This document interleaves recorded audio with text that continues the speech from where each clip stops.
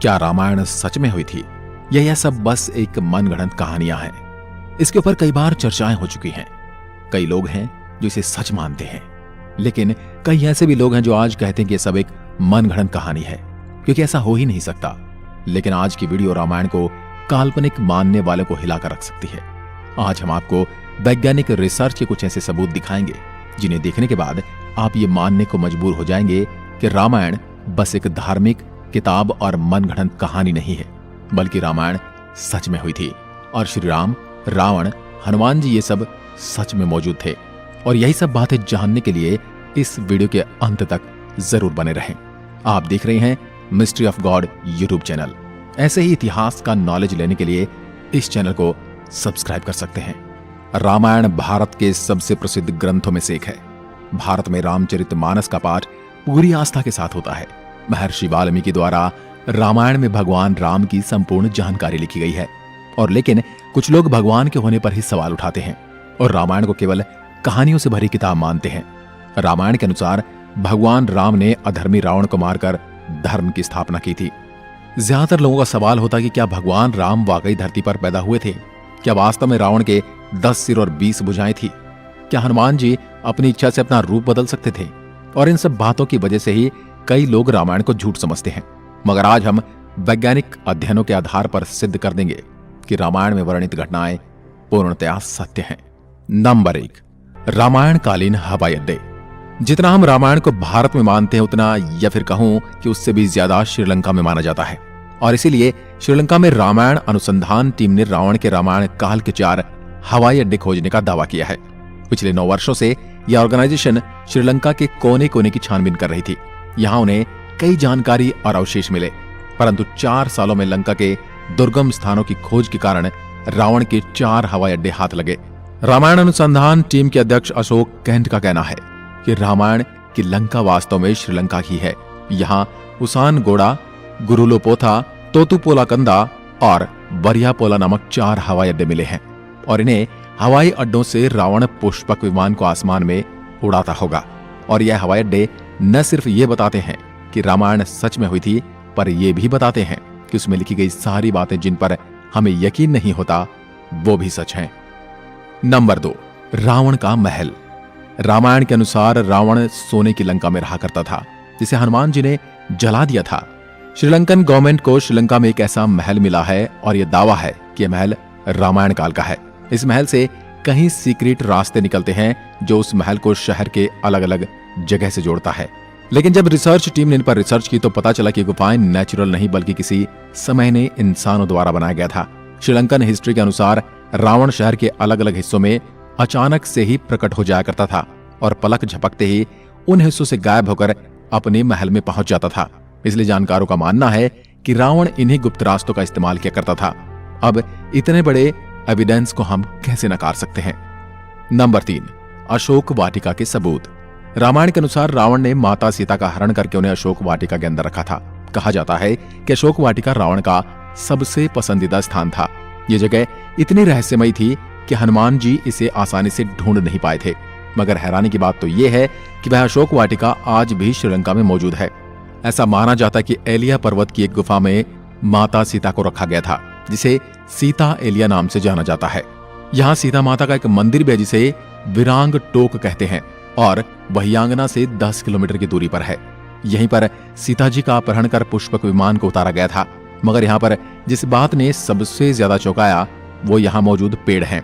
रामायण ग्रंथ में इस बात का जिक्र मिलता है कि अशोक वाटिका में अशोक के वृक्ष बहुत ज्यादा थे, इसलिए इसका नाम अशोक वाटिका रखा गया था।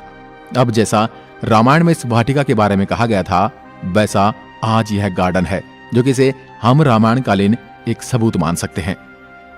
नंबर 4, द्रोणगिरी पर्वत। दोस्तों, रामायण में लिखा हुआ है कि युद्ध में जब मेघनाद द्वारा लक्ष्मण जी मूर्छित हो गए थे, उनकी जान बचाने के लिए संजीवनी बूटी की जरूरत पड़ी, जिसके लिए जड़ी बूटी लाने का यह जिम्मा हनुमान जी को दिया गया था। तब हनुमान जी संजीवनी बूटी लाने के लिए द्रोणगिरी पर्वत पर गए थे। हनुमान जी को जब संजीवनी बूटी का पता नहीं चला तो वह द्रोणगिरी पहाड़ के एक टुकड़े को ही उठा कर ले आए। मान्यताओं के अनुसार ये वही पहाड़ है जो आज भी वहां पर मौजूद है। कुछ लोग इसके बारे में कहते हैं कि आज भी उस पर्वत पर वह निशान मौजूद है जहां से हनुमान जी ने उसे तोड़ा था। लेकिन जिस पर्वत का जिक्र रामायण में मिलता है वहां आज मौजूद है। जड़ी बूटी देने के बाद हनुमान जी ने इस पहाड़ के टुकड़े टुकड़े कर इसे श्रीलंका में फेंक दिया था। जहां जहां इस पहाड़ के टुकड़े गिरे वहां के पेड़ पौधे और जड़ी बूटी बाकी जगहों से अलग होती हैं। और सच में श्रीलंका में कई कमाल की जड़ी बूटियां मिलती हैं। श्रीलंका में हिमालय की जड़ी बूटियों का मिलना इस बात का पर्याप्त सबूत है कि लक्ष्मण जी को संजीवनी देने की घटना पूर्ण रूप से सत्य है, क्योंकि ये जड़ी बूटियों के पौधे उस स्थान पर मिले हैं जहां पर लक्ष्मण जी को संजीवनी दी गई थी, जबकि दूसरे हिस्से में इस प्रकार की कोई जड़ी बूटी नहीं मिलती। नंबर 5, राम सेतु। रामायण सच में हुई थी, इसका सबसे बड़ा प्रूफ है राम सेतु। राम सेतु को एडम्स ब्रिज भी कहा जाता है और इसके बारे में पक्का सबूत तब मिल गया जब नासा ने सैटेलाइट तस्वीरें जारी की। पैसिफिक ओशियन की तस्वीर में कुछ ऐसा था जिसे देखकर वैज्ञानिक भी हैरान रह गए। पैसिफिक ओशियन के हिस्से में साफ तौर से पत्थरों की एक लाइन बनी हुई नजर आ रही थी। जब वैज्ञानिकों ने इसे तस्वीर पर ज्यादा स्टडी की तो पता चला कि ये पत्थरों से बनी लाइन है। भारत के धनुषकोडी से श्रीलंका के मन्नार द्वीप तक बनी हुई है, जो लंबाई में करीब 30 किलोमीटर तक हो सकती है। पैसिफिक ओशियन में जिस हिस्से में नासा के वैज्ञानिकों के पत्थर से बना पुल नजर आया था, ये वही जगह है जिसका जिक्र रामायण में मिलता है। और अमेरिका के एक आर्कियोलॉजिकल रिसर्च टीम ने भी अपने रिसर्च में इस बात का दावा किया था कि तमिलनाडु और श्रीलंका के बीच मौजूद राम सेतु वो असल में एक मैन मेड ब्रिज है जो कई हजार साल पहले इंसानों ने बनाया था। माना जाता है 15वीं शताब्दी तक यह पैदल पार करने लायक था, लेकिन इतना ज्यादा समय बीत जाने के कारण यह पुल अपने पूर्ण स्वरूप में नहीं रहा। वैज्ञानिक दृष्टिकोण से इस फैक्ट को हम रामायण के एविडेंस के रूप में देख सकते हैं। नंबर 6, सुग्रीव की गुफा। बाली के डर से सुग्रीव जिस गुफा में रुके थे वह गुफा आज भी मौजूद है। रामायण के अनुसार बाली ने दुंदुबी नामक राक्षस को मारकर उसका शरीर कुछ दूर फेंक दिया था। हवा में उड़ते हुए दुंदुबी के खून की कुछ बूंदें मातंग ऋषि के आश्रम के ऊपर गिर गई।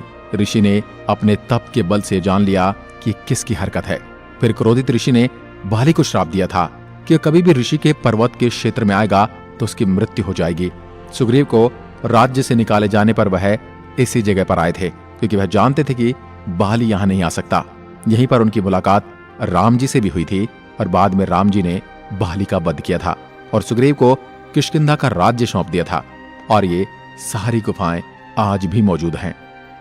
नंबर 7, राम सेतु के पत्थर। भगवान राम ने समुद्र को पार करने के लिए बंदरों की सहायता से लंका तक पुल बना दिया था। कहा जाता है कि इस पुल के माध्यम से श्री राम की पूरी वानर सेना रावण से लड़ने लंका गई थी। मगर हैरानी की बात तो यह है कि राम सेतु में इस्तेमाल किए जाने वाले पत्थर आज भी मौजूद हैं। राम सेतु पुल के पत्थर पानी पर तैरते थे। रामेश्वरम में सुनामी के दौरान कुछ पत्थर जमीन पर आ गए थे। शोधकर्ताओं ने जब उन्हें दोबारा पानी में फेंका तो वह तैर रहे थे, जबकि दूसरे पत्थर पानी में डूब जाते थे। शोधकर्ताओं के अनुसार इसके लिए एक विशेष प्रकार के पत्थर का इस्तेमाल किया गया था, जिसे विज्ञान की भाषा में प्यूमाइस स्टोन कहते हैं। यह पत्थर पानी में नहीं डूबता और तैरने वाला यह पत्थर ज्वालामुखी के लावा से आकार लेते हुए अपने आप बनता है। ज्वालामुखी से बाहर आता हुआ लावा जब वातावरण से मिलता है तो उसके साथ ठंडी या उससे कम तापमान की हवा मिल जाती है। यह गर्म और ठंडे का मिलाप ही इस पत्थर में कई तरह से छेद कर देता है, जिस कारण यह पत्थर पानी में नहीं डूबता। अब इन पत्थरों के पीछे का विज्ञान भी रामायण के समय उनको पता था और उन्होंने इस तकनीक का उपयोग राम सेतु को बनाने में किया था। यह रामायण का एक पुख्ता और मजबूत सबूत है। नंबर 8, जली हुई लंका के सबूत। रामायण ग्रंथ के अनुसार हनुमान जी ने लंका के सोने की नगरी को जला दिया था, मगर अभी कुछ एविडेंस मिले हैं जिन्हें लेकर कहा जा रहा है कि लंका के जलने के सबूत आज भी वहां पर मौजूद हैं। जिस जगह पर श्रीलंका को जलाया गया था वहां की मिट्टी आज भी काली है, जबकि उसके आसपास की मिट्टी का रंग वैसा ही है जैसा कि नॉर्मली मिट्टी का होना चाहिए। बस इतने से इलाके में ही काली मिट्टी मौजूद है, जो कि जली हुई लंका के सबूत को बताती है। इस बात को भी हम एक इत्तेफाक कहकर टाल नहीं सकते। अब जब आपको इतने सारे प्रूफ दिए जा रहे हैं, यहां तक इतने सारे प्रूफ कोई इत्तेफाक नहीं हो सकते, तो इसलिए यही साबित होता है कि रामायण सच में घटित हुई थी।